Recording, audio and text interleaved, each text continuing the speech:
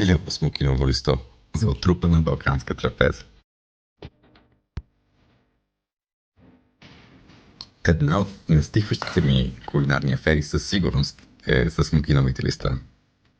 В това си превъплъщение ги използваме като ароматна отбивка за пиле мариновано с чесън и кисело мляко. Като цяло това е намигване към една азиатска рецепта, която е пиле пандан. Най-добре е да маринуваме пилето с чесън, сол и кисело мляко от предишната вечер. Природата създава перфектното листо за завиване. И това е смокиновото. Вълшебството е в това, че смокинито отключва аромати като кокос, бадеми, ванилия.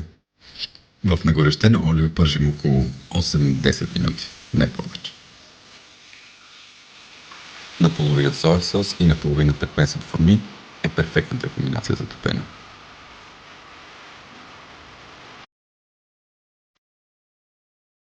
Поднасяне с топъл рис и сезонен салат. В случая резани с цитрусови плодове.